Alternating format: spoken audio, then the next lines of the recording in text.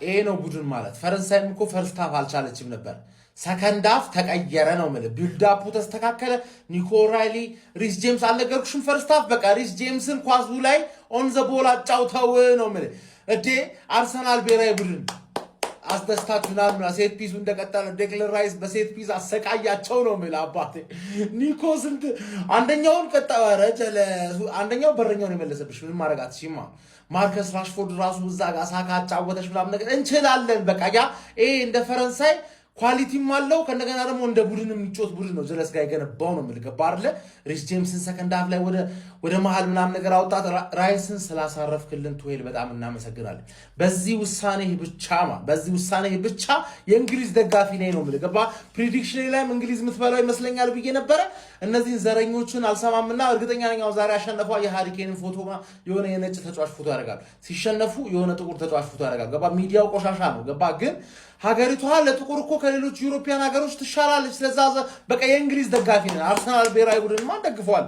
ሴት ፒስ ነው አይገባበትም። ተመችቶናል። ዛሬ 2 ቢገባም ተመችቶናል። በ12 የወርልድ ካፕ ጨዋታ 9ኛ ጎሉን አስቆጥሯል ማለት እሱ ለየት የሚያደርገው ጎል ብቻ አስቆጥሮ የሚወጣል አይነት ተጫዋች አይደለም። ያራዳል አይቷል። ግንባሬን ለጥይት ደረቴን ለመድፍ ምናምን ብሎ ብሎክ ያደረገውን ኳስ ቢልድ አፕም ላይ እንደዛው ማለት ታች መጥቶ የሆነ 6 ቁጥር 8 ቁጥር 10 ቁጥር ሲያደርገው ማለት አብ ብሎ መጥቶ ኳሱን ሲያከፋፍሉ ሲያርመሰምሱ ሲያርበትም ምን አይነት የሚደንቅ ተጫዋች ነው። አሪኪን መቤቴ እንዳጥቂዎች ምናምን አይደለም። ኧረ በእግዚአብሔር ከዛ ደግሞ አንደርሰን የሚባለው ምን አይነት ተጫዋች ኧረ በእግዚአብሔር ይቀውጠዋል ነው ምን ሙሉ ሜዳውን አይደግሞም ይሮጣል። ዴክላን ራይስ አህያ ነው የምንለው። ይሄ ደግሞ ሌላ ደብል አህያ 2 አህያ ማለት ዝም ብሎ አንድ የሚሮጠው ራንደርሰን ይመሽ። ቡካዮ ሳካ አሲስት ራሽፎርድ ጎል። ራሽፎርድን 40 ትገዙናላችሁ ወዳችሁ ለማንጫ ላይ ጎል እያስቆጠረ 40-50 ሚሊዮን ይሸጠዋልን። የሚመቸው ካለ መጫረት ይችላል። በስማም ትክክለኛ ለማንጫ የጀመረውን በቃ ምን አይነት ጨዋታ ያስመለጋችሁ ነው። አተ ጎል መብዛቱ ምናምን የጨዋታቸው ማለት ነው አይነት እኔ እግዚአብሔርን እኔ ቱዌል እንደዚህ አይነት ስራ ተሰራለ ብዬ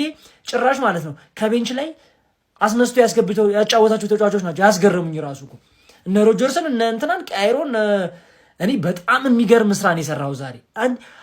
አንተ ይሄ አሁን እኮ በሙሉ ኮንፊደንስ ለመናገር የምንችለው ከፍራንስ ጋር ሊወዳደር የሚችለው ብቸኛ ቡድን አሁን ባየነው ፎርም ኢንግላንድ ብቻ ናት። በቃ እዴ አንተ ሃሪኬን እንደዚህ አይነት ነገር አንዴ ተለቋል። ሃሪኬን እኮ እንኳን ይዘውም ሳትይዘውም እኮ አንተ አይመጣውም እኮ።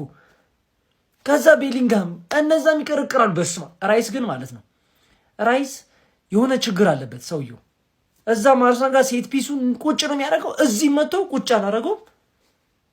ማን ሌላ ታሪክ። ኢንግላንድ በዚህ ሁኔታ የምትቀጥል ከሆነ በጣም አስፈሪ ነው ወርልድ ካፕ የሚሆነው። ኢንግላንድ አሸንፏል። በስማ ምን አይነት ጨዋታ ነው! 4-2 ማሸነፉን አትዩት ማለት። ከዛ በላይ ማድረግ ይችሉ ነበር ኢንግላንዶች።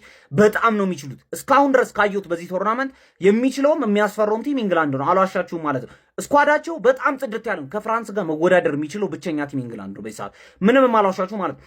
መሀል ላይ ያልተጠቀሟቸው ተጫዋቾች ራሱ በጣም ነው የሚያስፈሩት። እነ ሮጀርስን ከቤንች ነው። ኤዜ ጭራሽ ኳስ አልነካም። አስቡት። በጣም የሳተ ስኳድ ነው ያላቸው ማለት። ሳካ ከቤንች ነው የተነሳው ምናምን። ሳካ ፉሊ ፊት ሆኖ ሲገባላቸው ደግሞ ጭራሽ ሌላ ቲም ነው የሚሆነው ማለት። ጎርደንን የተጠቀሙት እነ ራሽፎርድ ምናምን።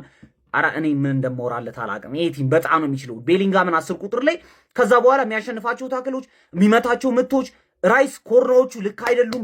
በጣም የሚያማምር ኮርና ነው የሚያነሳው። ግልጽ ነው። እኛ ጋም ገብቷቸዋል። በዛ ነው የሚታወቀው ሰውየው። ከኮርናው 2 ኢንግላንድ ያገቡት ጎል መጀመሪያ ፔናልቲ ያገኙት በኮርና ምክንያት ነው። ሁለተኛው ጎል በኮርና ነው። ማን ሃሪኬን ምን አይነት ደደብ ስትራይከር ነው! ብቻውን ቦክስ ውስጥ ይተውታል። ይሄን ሰውዬ ብቻውን ትተው አይደለም ማለት ይዘውም ያገባባል።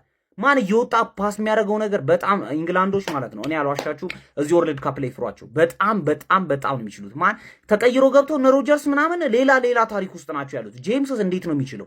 ሁሉም ነው የሚችሉት በጣም ማለት ነው። ኢንግላንዶች ከፍራንስ ጋር መወዳደር የሚችል ብቸኛ ቲም አሁን በዚህ ሰዓት ብዬ የማስበው ኢንግላንድ ነው። በጣም ነው የሚችሉት። ፖርቱጋል ጨጓራዬን ልጣው ማለት ነው። የእንግሊዝን ጨዋታ ቁጭ ብዬ አየሁ። እንቅልፍ አልወሰደኝም። 4-2 ያበረ ጨዋታ ማለት ነው። ሃሪኬን 2 ጎል አስቆጥሯል። ዘንድሮም ይሄ ኮከብ አስቆጣ አይነቱን ያሳደዋል ነው ማለት በቃ ሃሪኬን ለማለት ጎል ያስቆጥራል የተረጋገጠ። ጃክሰን ማርከስ ራሽፎርድም አስቆጥሯል። ቤሊንጋም አስቆጥሯል። እንግሊዝ በጣም በዚህ ያልተጠበቀች ቲም ነች። ብዙ ሰው ስፔን የጠበቀ ነው፣ ፈረንሳይ የጠበቀ ነው፣ አርጀንቲና የጠበቀ ነው። እንግሊዝን ግን ሰው የጠበቀ አይደለም። እንግሊዝ ይሄን ዓለም ዋንጫ ልበላ ትችላለች። ደግሞ አይ ነው እንግሊዝ ዋንጫ በላ ምናምን ተብሎ ይታወቃል። ነገር ግን ቶማስ ቱዌል የሚባል የቶርናመንቶች ጎትን አሰልጣኝ አላቸው ማለት ነው። ቶርናመንት ላይ አይለቅም፣ በቃ አይለቅም። አውሪ ነው ቶማስ ቱዌል። ቶርናመንት ሂናውስ በቃ እንዴት መጫወት እንዳለበት እና አስፈሪ ቲም ነው እንግሊዝ ብሔራዊ ቡድን ማለት ነው።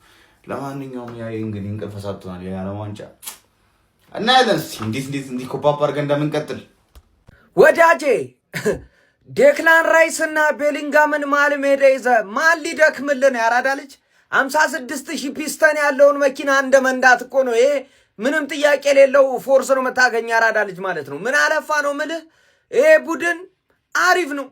እነ ማዱኪ ናቸው ፊት ለፊት ላይ። በእርግጥ ግን ቆንጆ ነው። የሚገቡትም ተቀይሮ እነ ሳካ እኮ ነው የሚቀየሩት ያራዳ ልጅ። እነ ሮጀርስ እነ ራሽፎርድ ናቸው ተቀይረው ገብቶ ጎል የሚያስቆጥሩት ማለት ነው። ለማንኛውም እንግዲህ እንግሊዝ ከክሮኤሺያ ጋር ከባድ ፈተና አጋጥሟት 4-2 በሆነ ውጤት እንግዲህ ማሸነፍ ችላለች ማለት ነው። ይሄ ለእንግሊዝ እጅግ በጣም አስደናቂ ውጤት ነው ማለት ነው፣ ያለምንም ጥያቄ ማለት ነው። ያራዳ ልጆች ቤሊንጋም ጎል ማስቆጠር ችሏል። ሃሪኬን 2 ጎሎችን ኬን ካለ ግድ ነው፣ አመሉ ነው፣ ይሄ የታወቀ ነው። ያራዳ ልጆች ራሽፎርድም ቆንጆ ጎል ማስቆጠር ችሏል ማለት ነው። እንግሊዝ 4-2 በሆነ ውጤት ማሸነፍ ችላለች የመጀመሪያውን የወርልድ ካፕ ጨዋታዋን ማለት ነው። ሀሳብ አስተያየት እናንተ ነው። በለው እንግሊዝ እኔ እግዚአብሔርን እስካሁን ከተመለከትኳቸው የዓለም ዋንጫ ጨዋታዎች ማለት ለኔ ፐርሰናሊ በቃ ስፔሻሉ ጨዋታ ይሄ ጨዋታ ነው። በቃ የዓለም ዋንጫው እስካሁን ካዩዋቸው ምርጡ ጨዋታ። ምን አይነት ጨዋታ ነው የተመለከትነው? ጁድ ቤሊንግሃም፣ እኔ ጁድ ቤሊንግሃምን ኦቨርሬትድ የሚለውን ሰው ማለት ነው እንደዚህ በፈነከተው ደስ ይለኛል። ክርስቶስ በጣም ነው የሚችለው ጁድ ቤሊንግሃም። በጣም ለኔ ፐርሰናሊ ጨዋታው ኮከብ ቢሆን አይደብረኝም። በጣም ነው በቃ ይሄ አታክ ላይ ኢንቮልቭ ያደርጋል። የሚወርዳቸው ታክሎች ምናምን እንደ ቡድን በቃ እግዚአብሔር ጁድ ቤሊንግሃም በጣም ኢምፖርታንት ማለት እንዳልኳቸው የጁድ ቤሊንግሃም ሚና ብዙ ነው። በቃ በማጥቃቱ ያግዛል፣ በመከላከሉ ያግዛል፣ መሀል ሜዳው ላይ ያግዛል ምናምን እና ጁድ ቤሊንግሃም ኢሌት አንደርሰን ዴክላን ራይስ በቃ የሚገራርሙ ተጫዋች። ኒኮ ኦራይሊ፣ ሃሪኬን ምን አይነት ተጫዋች ነው! ዘ ሞስት አንደርሬትድ የሚባል ተጫዋች በቃ 2 ጎሎችን አስቆጥሯል። የኮከብ ጎል አስቆጣሪነቱን ጀማ ማለት ነው በአግባቡ ተቀላቅሏል። ፈርስት ሃፍ ወደ ኋላ የተመለሰ ቢልድ አፕ ላይ ሳተፋል፣ ኳስ ያደራጃል ምናምን በጣም ነው የሚችለው። በቃ ሃሪኬን እግዚአብሔር በቃ እንደውም ትንሽ ወደ መጨረሻዎቹ ደቂቃ ነው እየጠፋ መጣ። ራሽፎርድ ጸጉሩን ተሰርቶ መጥቶ ምን አይነት ጎል ነው ያስቆጠረው! ቡካዮ ሳካ አሲስት፣ ዴክላን ራይስ አሲስት፣ ኢሊየት አንደርሰን ለቤሊንግሃም ጎል ምን አይነት አሲስት ነው ያደረገለት! ቤሊንግሃም ምን አይነት አጨር! እንግሊዝ በጣም በአግባቡ የምታስፈራ ቡድን እንደውም አንደርዶግ ሆናለች ቢሉ ማለት ስፔን፣ ፍራንስ ምናምን ነው አብዛኛውን ጊዜ ፖርቹጋል ነበር ሲባል የነበረውና እንግሊዝ በጣም የምታስፈራ ቶማስ ቱዌል ነው። በቃ የቶርናመንት ጨዋታዎች ምናምን የሚመቸው አይነት አሰልጣኝ ነው። እንግሊዝ በአግባቡ ታስፈራለች፣ በአግባቡ ማለት ነው። እንዴት ተመለከታችሁ? ሀሳብ አስተያየታችሁን ኮሜንት ሴክሽን ላይ ፎሎ ማድረግ እንዳይረሳ። ይመቻችሁ። እንግሊዝ 4-2 ታሸንፋለች። ያንን የመሰለ ፈርስት ሃፍ ክሮኤሺያ ያሳይታችሁ ሰከንድ ሃፍ እንደዛ ትሆናላችሁ። ሃሪኬን ምን አይነት ተጫዋች ነው! ምን አይነት ተጫዋች ነው! የመጨረሻ ላይ 3ኛው ጎል እንዳይቆጠር ያደረገበት መንገድ እኔ በቃ ይገርመኛል። ዲፌንሲቭ አታኪንግ ላይ እንዴት ነው እንደዚህ ልትሉ የምትችለውና ለሃሪኬን አጨበጭባለሁ። ጁድ ቤሊንግሃም ሌላ ታሪክ ነው። ሌላ ታሪክ ውስጥ ነው የ2024ቱን የማድሪድ የነበረውን ነው ያሳየን። ቶማስ ቱዌል ግን በእነዚህ ተከላካዮች የሚጫወት ከሆነ ኔክስት ጌሞቹ እሺ ችግር የለውም፣ ግን ጥሎ ማለፍ ላይ በኮንሳና በስቶንስ የሚቀጥል ከሆነ ያበቃለታል። ግን ክሮኤሺያን እንደዚህ ያልጠበቅኳትም ነበር። አይ ሆፕ ታልፋለች። ምድቡ ማልፈ የተወሰነ ትሄዳለች ብዬ እጠብቃለሁ። ዋው አርሰናል ማለቴ ኢንግላንድ ምን ጉር ነው ሀቢቢ።